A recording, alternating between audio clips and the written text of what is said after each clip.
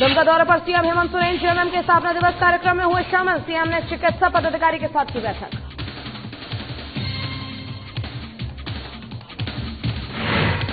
पटना में deputy CM Tarkishore Prasad ने लगाया जनता दरबार। डिप्टी सीएम से मिले आरजेडी के 3 विधायक। क्षेत्र के विकास की योजना पर की चर्चा।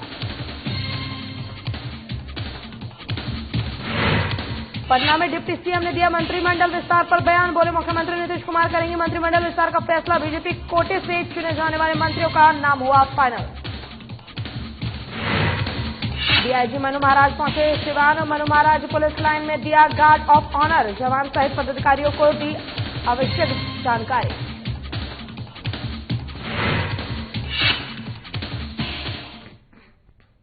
चलिए शुरुआत करेंगे खबरों से। प्रदेश के मुख्यमंत्री हेमंत सोरेन दुमका दौरे पर हैं, जहां जेएमएम का स्थापना दिवस मनाया जा रहा है। इस दौरान मुख्यमंत्री ने चिकित्सा पदाधिकारी के साथ एक बैठक की।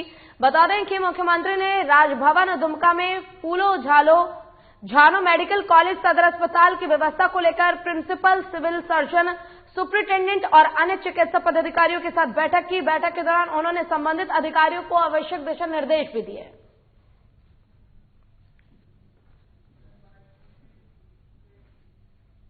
और जेएमएम के 42वां स्थापना दिवस के मौके पर मंत्री चंपई सोरेन ने राज्य की जनता को शुभकामनाएं दी हैं, जिसके बाद मंत्री ने कहा है कि दिसुम गुरु शिबू सोरेन ने दुमका से अपना आंदोलन शुरू किया था और झारखंड आंदोलन को किस दिशा और किस रूप से ले जाना है 1 साल से कार्यक्रम को तय करते हैं। आज काफी महत्वपूर्ण दिन है। दुमका में आज लाखों की संख्या में लोग जुटते हैं।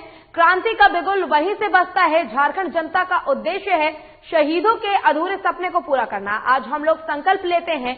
आज का दिन काफी महत्वपूर्ण है, इसलिए जेएमएम के 42वां स्थापना दिवस के मौके पर झारखंड की जनता को शुभकामनाएं देते हैं।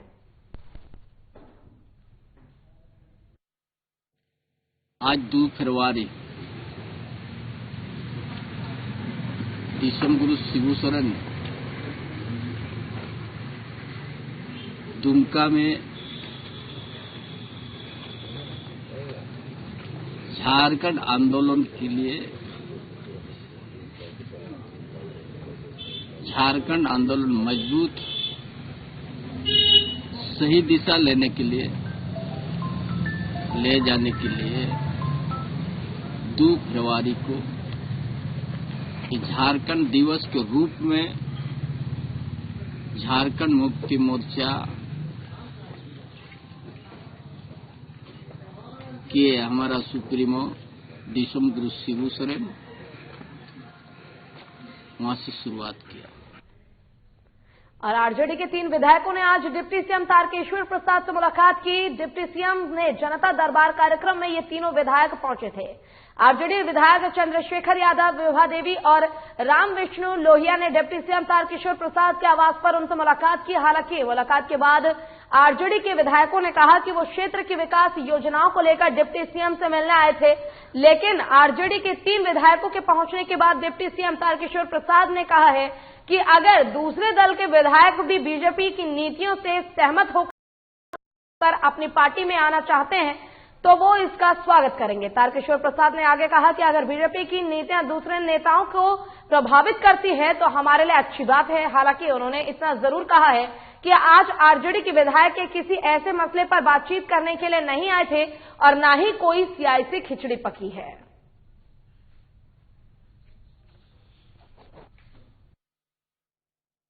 जिला के नगर क्षेत्र की चिंता मुझे है और नगर विकास इनके महकमे में है, तो नगर विकास के मुताबिक अपने विकास के लिए, अपने क्षेत्र के विकास के लिए मिलने के लिए आए और फिर व्यक्तिगत ताल्लुकात भी अच्छा है इसलिए मिलने के लिए। राजनीतिक बातें राजनीतिक बात का जगह ये है क्या? नहीं, राजनीति की बात की जगह है और शुद्धतम ये व्यक्तिगत और फिर क्षेत्र के विकास की मुलाकात। कितना संतुष्ट है सर? बिल्कुल, मैंने पहले ही कहा कि अच्छे आदमी हैं, व्यवहार कुशल है, डिप्टी सीएम साहब है और हमसे पहले से ही अच्छा ताल्लुकात रहा है। हम लोग एक दूसरे के पड़ोसी राज्यों से मिल रहे हैं। जनता के दरबार में उप मुख्यमंत्री एक कार्यक्रम है जो आप सब जानते ही हैं, लेकिन चलिए माननीय विधायकों का इस कार्यक्रम से अलग हटकर हम मिलते हैं तो अपने अपने क्षेत्र की समस्याओं पर वो आज हमसे मिले हैं बस इतना ही बात है, उसमें कोई राजनीतिक बात समाज भी खत्म हो गया है। नहीं, सब अभी अपने अपने काम से ही आए थे, कोई राजनीतिक खिचड़ी नहीं, आज नहीं पड़ती।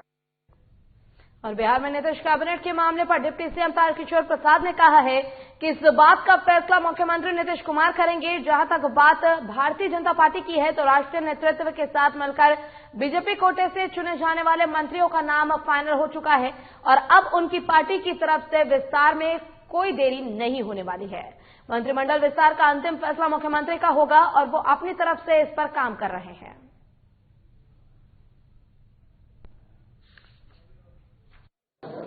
सबों के आपसी सहमति से होना है और सहमति भी है। सभी माननीय मुख्यमंत्री जी इस मामले को अपनी ओर से देख रहे हैं। जहां तक रहा भारतीय जनता पार्टी का सवाल है तो उसमें राष्ट्रीय नेतृत्व माननीय मुख्यमंत्री जी के साथ इन मामलों को देख रहा है और हम सब जो दिल्ली जाते हैं तो उसमें बिहार के विकास से जुड़े हुए भी कई विषय रहते हैं। खबर सिवान से है, जहां सारण के डीआईजी मनु महाराज अचानक निरीक्षण पर पहुंचे हैं और डीआईजी के पुलिस लाइन पहुंचते ही अधिकारियों में हड़कंप मच गया। मनु महाराज सीधे पुलिस लाइन पहुंचे जहां गार्ड ऑफ ऑनर दिया गया। वहीं पुलिस लाइन पहुंचे, गन कैसे चलाए, दंगा से कैसे बचे, अगर भीड़ को तितर बितर करना हो तो पानी की फुहार कैसे करें, भीड़ को नियंत्रण में कैसे करें सहित तमाम जानकारियां पुलिस अधिकारियों को दी गई। डीआईजी मनु महाराज के साथ सिवान एसपी अभिनव कुमार, एसडीपीओ जितेंद्र पांडे सहित तमाम अधिकारी मौजूद रहे।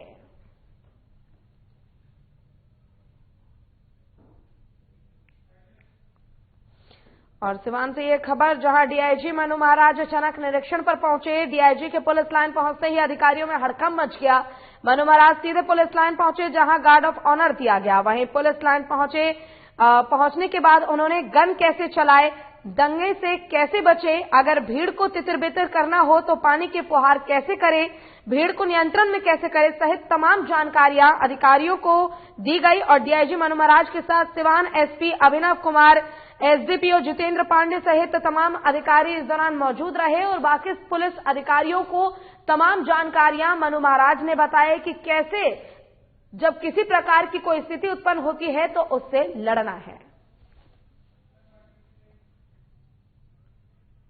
और निजी विद्यालयों के लगातार अभिभावकों पर फीस की मांग कर रहे हैं, जिससे तंग आकर अभिभावक महासंघ ने उपायुक्त से इंसाफ की गुहार लगाई है। अभिभावकों ने निजी विद्यालयों के किए जा रहे शोषण बचाने की गुहार लगाई। उपायुक्त ने जल्द ही इस दिशा में कदम उठाने की बात कही है।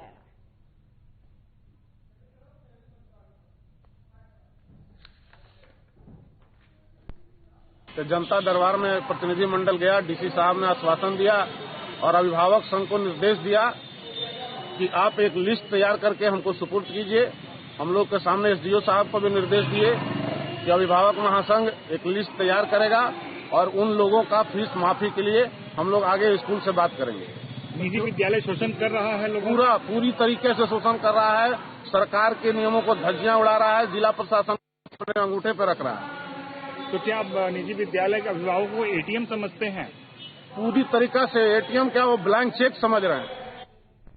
और रांची के होटल रेडिसन ब्लू आम लोगों के लिए झारखंडी व्यंजन पेश करने जा रहा है, जिसमें मुख्य भोजन चावल, दाल, सब्जी और कंद शामिल है। आम भोजन में अक्सर सब्जी होती है जिसे अलग अलग तरीके से पकाया जाता है, जैसे कि कढ़ी, तला हुआ, भुना हुआ और उबला हुआ। कुछ पकवान की तैयारी कम तेल और मसाला सामग्री के साथ हल्का हो सकता है। कुछ व्यंजन नए होंगे और कुछ ज्ञात भी नहीं होगा, भले ही आप उन्हें कुछ व्यंजनों को पकाने के तरीके जानते हो जो राज्य के भीतर ही होते हैं। इन क्षेत्र में अलग अलग इलाकों की मौजूदगी झारखंड को एक विशेष अनुभव बनाती है और झारखंड के अधिकांश व्यंजन पारंपरिक हैं और कुछ निकटवर्ती क्षेत्रों की मिश्रित संस्कृतियों से अपनाए जाते हैं।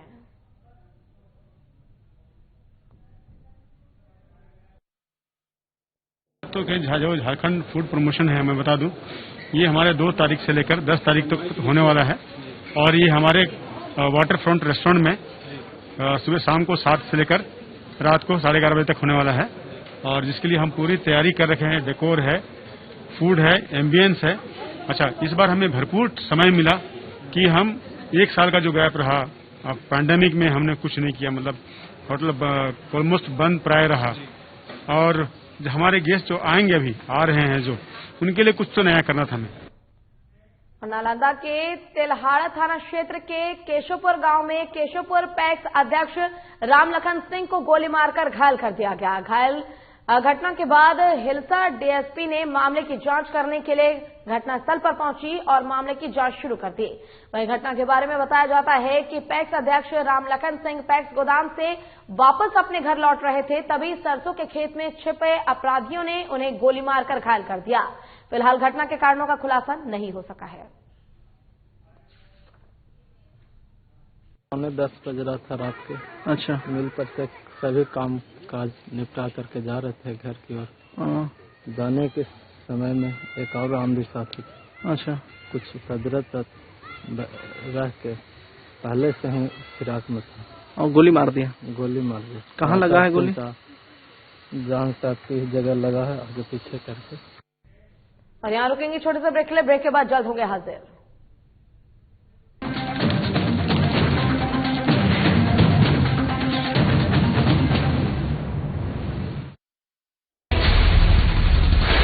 बिहार झारखंड के साथ देश दुनिया की हर बड़ी खबर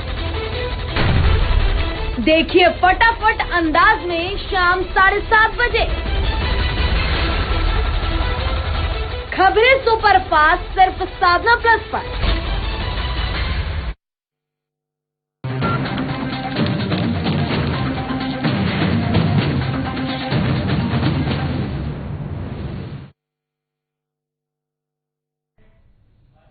और ब्रेक के बाद एक बार फिर से स्वागत है आपका। रुख करेंगे खबरों की ओर। बता दें कि देश भर में कोरोना महामारी से जनता जूझ रही है। ऐसे में कोरोना को युद्ध स्तर पर मिटाने के लिए हर संभव कोशिशें की जा रही हैं, लेकिन वहीं मधेपुरा से ये तस्वीरें कुछ सामने आ रही है जो ये साफ दिखाती है कि आखिर किस प्रकार से जो स्वास्थ्य कर्मचारी है वो कोरोना की वैक्सीन यानी कि कोरोना का टीका लेने से कतरा रही है। देखिए हमारी खास रिपोर्ट।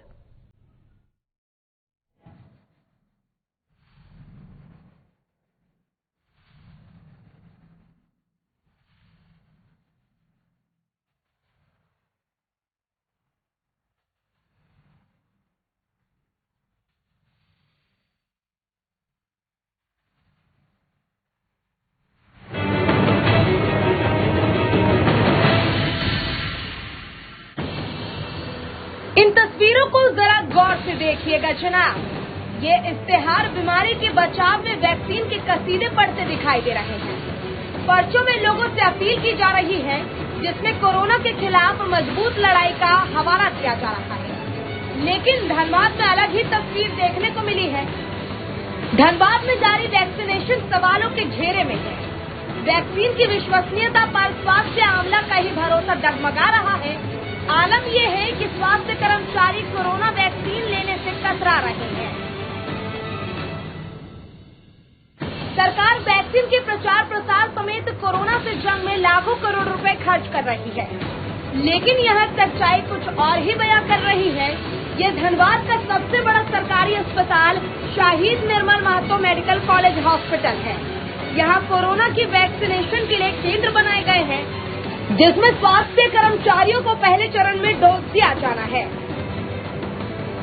और प्रशासन ने हर दिन 100 लोगों को टीका लगाने का लक्ष्य रखा है।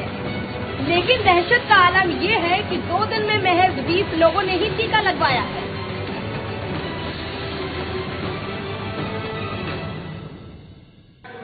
ऐसे तो 4-5 पहुंचे थे, लेकिन सब कोई बोल रहे हैं नहीं हमारा और साथी है वो नहीं आया है इसलिए के साथ लेंगे। ऐसे बोल के फिर उन लोग नाम देख लिया है नाम, उसके बाद गए हैं, फिर बोले आएंगे। अब कब तक आएंगे देखिए, हम लोग तो इंतजारे में। तो आज एक भी अब तक नहीं, 2-5 को के लिए फाइल नहीं खुलेगा ना, तो उतना बेसी स्टाफ बेसी लेने वाले नहीं आए थे। कल कितने लोगों को पड़ा? हाँ, कल तो करीब 20 से ऊपर को पड़ चुका है कल। वजह साफ है कि कोरोना वैक्सीन को लेकर स्वास्थ्य कर्मचारियों के बीच दहशत और अविश्वास है। यही वजह है कि लाख कोशिशों के बावजूद लोग वैक्सीन लेने से कतरा रहे हैं। तो दूसरी तरफ वैक्सीन की विश्वसनीयता को लेकर स्वास्थ्य अमला भी परेशान है। स्वास्थ्य कर्मचारियों को समझाने की तमाम कोशिशें बेजार साबित रही। न तो प्रचार काम आया और न ही अधिकारियों का आश्वासन। नतीजन अब स्वास्थ्य विभाग ने हालात को संभालने के लिए WHO से मदद की अपील की है। केंद्र सरकार ने पूरे तामझाम के साथ वैक्सीन की मुहिम का आगाज किया था। अभियान की शुरुआत से ही कोरोना वैक्सीन को लेकर कई सवाल उठते रहे हैं। ऐसे में जब धनबाद के स्वास्थ्य कर्मचारियों का विश्वास ही डगमगा रहा है, तो भला आने वाले दिनों में आम लोगों का भरोसा सरकार कैसे जीतेगी? उससे भी बड़ा सवाल ये है कि दहशत और सवालों के बीच क्या हम इस महामारी को खत्म कर पाएंगे? साधना प्लस न्यूज के लिए धनबाद से संदीप सिंह की रिपोर्ट।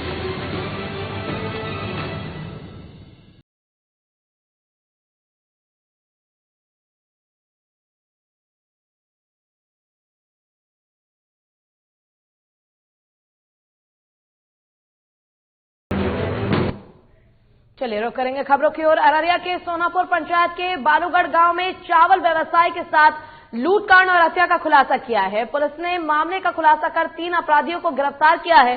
पुलिस ने इसके पास से एक देसी पिस्टल, मैगजीन और 2 जिंदा कारतूस सहित लूटी हुई लगभग 45,000 नेपाली रुपए और भारतीय रुपए 37,000 बरामद किए हैं। पुलिस ने आरोपियों को जेल भेज दिया है। के 2 चावल व्यवसायी को गोली मारकर घायल करके पैसा लूटने की घटना को अंजाम दिया गया था। फॉरबिसगंज अनुमंडल के जो तत्कालीन प्रभार में है मुख्यालय डीएसपी श्रीकांत सिंह जी, उनको त्वरित आदेश दिया गया और आसपास के सभी इलाकों में नाकेबंदी की गई। उसके बाद गुप्तचर से प्रदत्त सूचना के आधार पर इनके भागने की दिशा में चेकिंग लगाई गई और अन्य जगह पर भी चेकिंग लगाई गई थी। उस दौरान 2 अभियुक्तों की गिरफ्तारी हुई और दूसरे जो अभियुक्त थे वो 2 अपनी मोटरसाइकिल छोड़ के भाग गए। गिरफ्तार अभियुक्तों के पास से एक पिस्टल, 2 जिंदा कारतूस, नेपाली और भारतीय मुद्राएं और जो घायल व्यक्ति थे उनके जो लूटा गया मोबाइल था वो भी बरामद हुई है। और बोकारो के LS मोड़ के पास NH-32 पर बैटरी से लदा हुआ 407 ट्रक दुर्घटनाग्रस्त हो गया। हादसे में ट्रक चालक और उपचालक बुरी तरह से घायल हो गए, जिन्हें स्थानीय लोगों ने अस्पताल में भर्ती कराया। घायलों का अस्पताल में इलाज चल रहा है। बोकारो की यह खबर, जहां LS मोड़ के पास NH-32 पर बैटरी से लदा हुआ 407 ट्रक दुर्घटनाग्रस्त हो गया। हादसे में ट्रक चालक और उपचालक बुरी तरह से घायल हो गए और ग्रामीणों ने किसी प्रकार उन दोनों को अस्पताल में भर्ती कराया, जहां घायलों का अस्पताल में इलाज चल रहा है।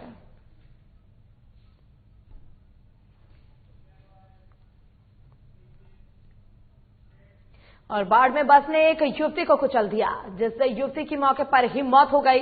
घटना अथमल गोला थाना क्षेत्र की है, जहां NH-31 सड़क पर लहरिया टोला गांव के पास मुंगेर से पटना जा रही सरकारी बस ने एक अज्ञात युवती को कुचल दिया। इस दुर्घटना में युवती ने घटनास्थल पर ही दम तोड़ दिया। वहीं घटना की सूचना पर पुलिस ने युवती के शव को कब्जे में लेकर पोस्टमार्टम के लिए भेज दिया है। फिलहाल पुलिस शव की शिनाख्त नहीं कर पाई है। पुलिस ने मौके से चालक को गिरफ्तार कर लिया है।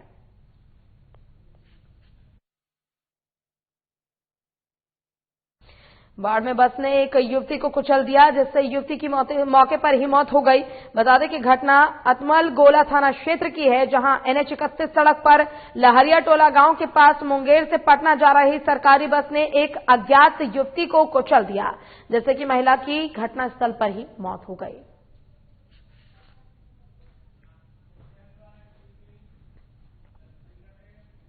और झांझरपुर के अररिया संग्राम OP पुलिस ने कड़ी मशक्कत के बाद विदेशी शराब से लदे ट्रक को जब्त किया है। साथ ही पुलिस ने मौके से ट्रक चालक को गिरफ्तार किया है। झंझारपुर DSP आशीष आनंद ने बताया कि ट्रक से विदेशी शराब की खेप ले जाई जा रही थी, जिसे पुलिस ने बरामद कर लिया है। शराब की बाजार कीमत करीब 35 लाख रुपए से ज्यादा बताई जा रही है।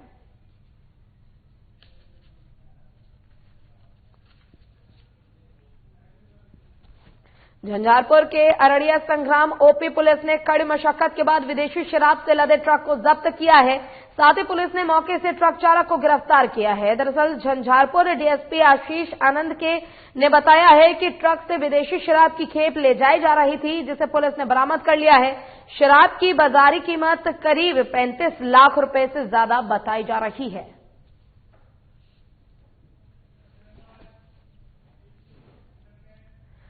और नीतीश कुमार के शासनकाल में हर एक गांव के सरकारी स्कूल में काफी काम हुआ है, लेकिन सूबे में एक ऐसा विद्यालय भी देखा गया जो अपनी किस्मत का रोना रो रहा है। हम बात कर रहे हैं मधुबनी जिले के बेनीपट्टी प्रखंड की, जिसका भवन जर्जर होकर अपनी किस्मत पर आंसू बहा रहा है। आप बताइए, क्या ऐसी स्थिति में कोई भी छात्र अपनी जान को जोखिम में डालकर पढ़ने आ सकता है? एक सवाल यह भी है कि क्या विद्यालय का भविष्य और बच्चों के भविष्य को क्या अंधकार में डाला जा रहा है?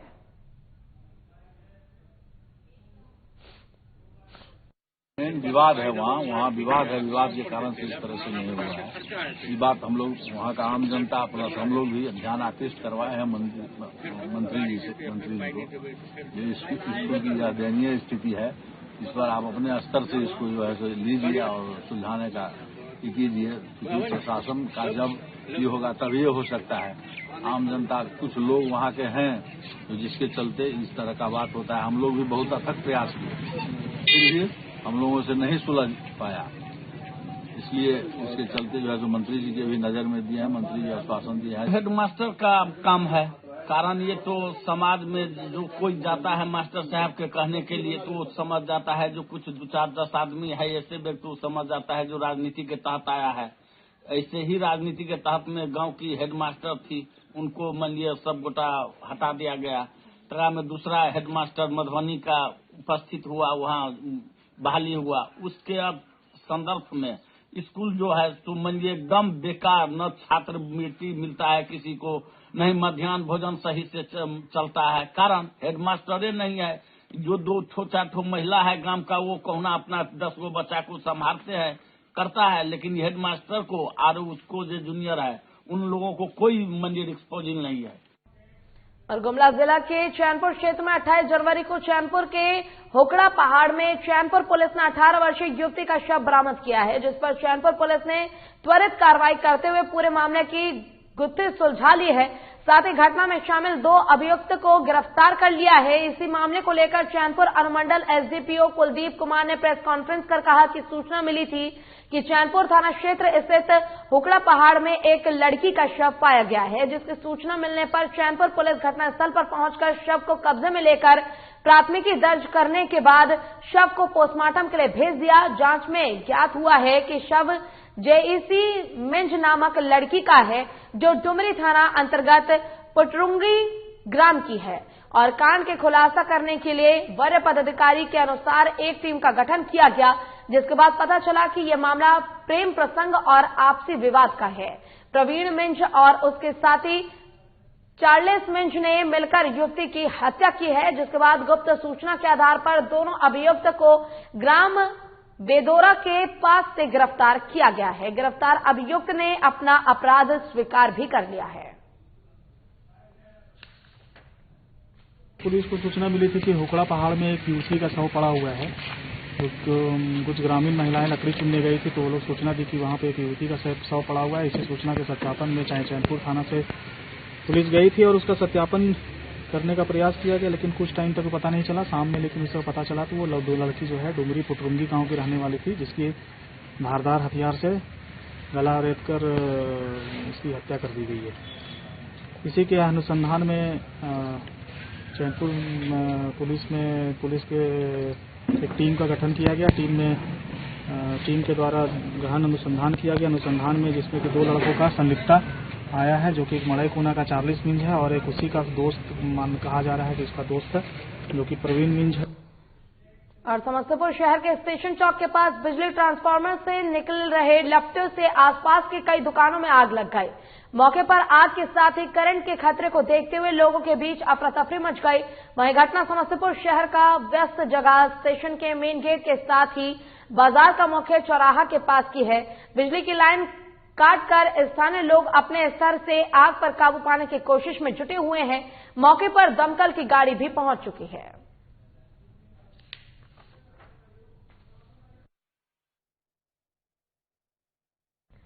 और लातेहार जिले के बालूमाथ प्रखंड स्थित सीसीएल में संचालित एशिया की सबसे बड़ी कोल माइंस मध्य फेज 3 चमातू का ट्रांसपोर्टिंग का काम स्थानीय ग्रामीणों ने ठप कर दिया है।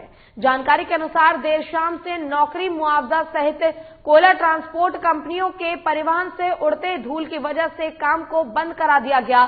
सैकड़ों की संख्या में पहुंचे महिला पुरुषों ने माइंस पहुंचकर विभिन्न कोल ट्रांसपोर्टिंग कंपनियों में लगे हाईवा लोडर सहित कई वाहनों को माइंस से बाहर कर दिया। हालांकि इस दौरान खनन काम कर रहे बीपीआर कंपनी के काम को ग्रामीणों ने बंद नहीं कराया। ग्रामीणों की मांग है कि उन्हें जल्द से जल्द नौकरी मुआवजा और पुनर्वास मिले और प्रदूषण से निजात दिलाया जाए। काम बंद होने से सीसीएल लाखों का राजस्व का नुकसान होने की आशंका है। हम इनके कोई रोजगार न खा न नौकरी न मुआवजा, साल भर से पड़ रखल वो बंद है और हम इनके गर्दा खाए छे और हम इन सब बाल बच्चे मरे छे। हमारे बेटा भतर भटकल चले छो, हमार जमीन सब कोड़ा गल। इस चलते हमने अथी हाईवा चले कुछ न चले, सब हम काम बंद कर। और पूर्णिया शहर के लालखान टोला में हाई वोल्टेज तार की चपेट में आने से एक मजदूर की मौत हो गई। मृतक की पहचान 30 वर्षीय सबूर आलम के रूप में हुई है, जो शहर के लाइन बाजार स्थित लालखान टोला निवासी तनवीर मास्टर के घर पर भवन निर्माण का काम कर रहा था। मृतक सबूर आलम हरदा के पीरगंज का रहने वाला था। घटना के संबंध में प्रत्यक्षदर्शियों ने बताया कि मृतक सबूर आलम छत ढलाई करने के लिए नापी ले रहा था, तभी घर के ऊपर से गुजरी हाई वोल्टेज तार की चपेट में आने से घटनास्थल पर ही उसकी मौत हो गई। इस मामले में स्थानीय आक्रोशित ग्रामीणों ने नव निर्माण भवन पर सवाल उठाते हुए कहा है कि यहां गलत रूप से घर बनाया जा रहा था। ग्रामीणों ने कहा है कि जब घर के ऊपर से हाई वोल्टेज तार गुजरती हुई है तो ऐसी स्थिति में गृह स्वामी को बिजली विभाग को जानकारी देनी चाहिए थी। इसके बाद घर का निर्माण करवाना चाहिए था। मजदूर की मौत को लेकर ग्रामीणों ने इसका पूर्ण जिम्मेदार गृह स्वामी को बताया है और इधर घटना की जानकारी मिलते ही खजांची थाना प्रभारी और मुस्फिल थाना दलबल के साथ घटनास्थल पर पहुंचकर मामले की तफ्तीश में जुट गई है।